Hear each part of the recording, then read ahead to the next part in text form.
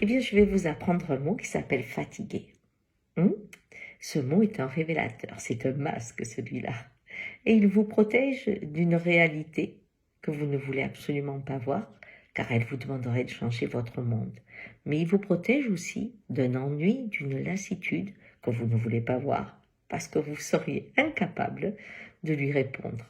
Eh oui, fatigué, c'est un mot qui sort même quand on est en vacances, dans un endroit fort agréable avec des gens qu'on aime, même en boîte de nuit, même au cours d'une fête. Fatigué, c'est quand on a de la peine et qu'on ne sait plus qu'en faire. On ne dit pas je suis malheureux, on dit je suis fatigué. Fatigué, c'est un malade à bout de souffle qui dit je suis fatigué. Fatigué, cache, je vois le système dans lequel je suis et je découvre que je ne peux pas en sortir. Je ne sais pas que faire pour le quitter. Ce que je sais, c'est que, quel qu'il soit, bon, mauvais, douloureux, affreux, terrible, j'y suis prisonnier dedans. Alors fatigué veut dire que vous voyez, c'est déjà un grand pas, mais que vous ne savez pas qu'en faire. Et que, tel le hamster dans sa cage, vous continuez à tourner, malgré tout, avec des rires et des pleurs. Bref. Eh bien, ça, c'est la 5e phase, l'acceptation. Quand ce fatigué arrive en conscience, sinon il arrive, on le dit, mais on n'y fait pas attention, c'est juste une soupape pour respirer. Mais quand il arrive en conscience, alors on est dans la phase de l'acceptation. Parfois, cette réalité amène à la dépression. Parfois, ça amène à une soumission, disant, il n'y a pas le choix. Alors je vis ça. Bon. Et parfois, ça amène à, comment dire, à la révolte ou à l'action. C'est quelque chose comme ça.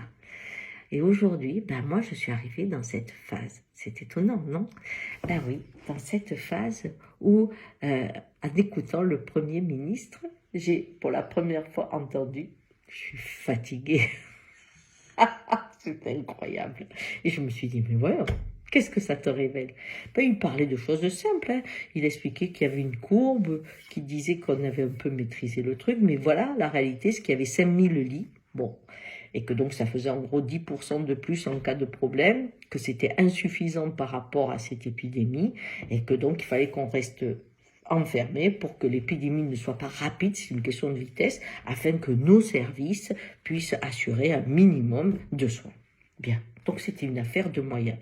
Il ne remet pas, et il dit je fais au mieux. Et il a raison, il fait au mieux avec ses moyens. Hein.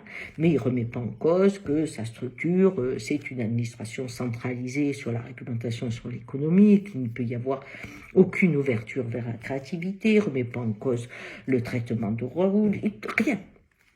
Il dit, voilà, je fais avec le moyen du bord, il n'y en a pas, il n'y a pas de masque, il n'y a pas de machin, il n'y a pas de ci, voilà. Donc confinement parce qu'il n'y a pas de moyen. Et là, j'arrête. Parce qu'il est content, c'est un bon élève, ça va.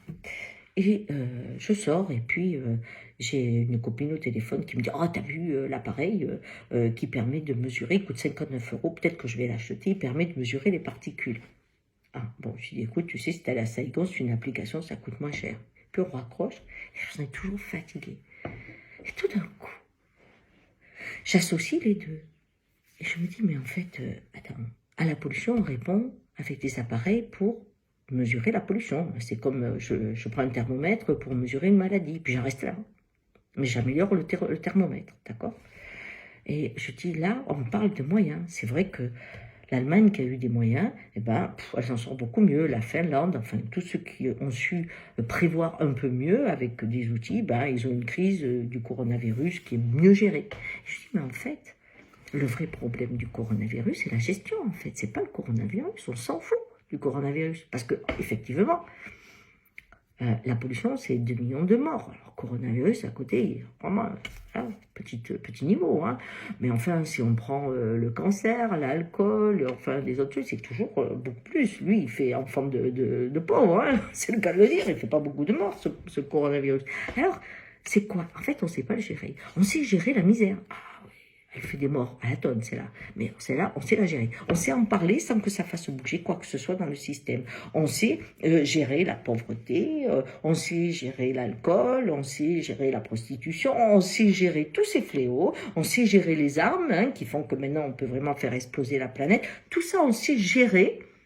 On n'a pas su gérer le corona. Pourquoi? Parce que le corona, il avait une particularité. Il prenait le monde à son propre piège, c'est-à-dire la vitesse. Et sa vitesse de propagation amenait quoi si on le laissait faire?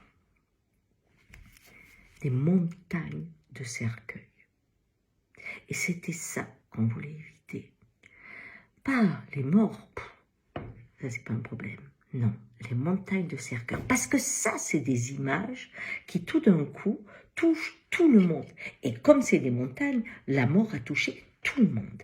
Et tout d'un coup, on n'est plus en train de parler, de gérer. On est en train de dire, mais comment on en est arrivé là? Là, on pose la bonne question. On n'est plus en train de mesurer la pollution. On se dit, mais comment on en est arrivé là? Pourquoi? Parce que la mort, quand elle touche votre cœur, votre corps, et vous vous en rendez compte aujourd'hui, vous fait penser autrement. C'est-à-dire quand la réalité de la vie s'inscrit en vous, vous savez comment il faut la défendre. Alors que nous sommes dans le monde de la magie. On est que pour préserver ce monde-là, on détruit l'ensemble. Mais on sait le gérer. On a des mots, on a des outils qui nous permettent. Aujourd'hui, le grand souci, ça ne sera pas de mettre de l'éthique dans les bureaux de recherche, dans les laboratoires de recherche. Ça ne sera pas de changer notre société avec cette communication excessive. Non, non, non, non. Ça va être de trouver des outils capables de faire face à l'épidémie. On va trouver des douches où vous passez dessous et vous ne risquez plus rien, vous pouvez sortir même dans un endroit pollué. Enfin, si vous avez les moyens, les autres mourront. Mais on va investir sur les outils pour s'adapter à la destruction du monde réel. C'est pour ça que j'ai été fatiguée. Et là, évidemment, j'ai 3 possibilités dans cette acceptation. Dépression, d'accord, c'est pas mon truc, j'ai déjà fait. Soumission, je peux partir dans mon jardin, j'ai l'âge. Ou alors, action. Alors, je ne sais pas quelle action. Je sais très bien qu'on ne peut pas changer le monde, mais on peut agir sur son monde. Et je crois que là, ça sera ma nouvelle étape, l'action. Allez, bonne journée, ciao.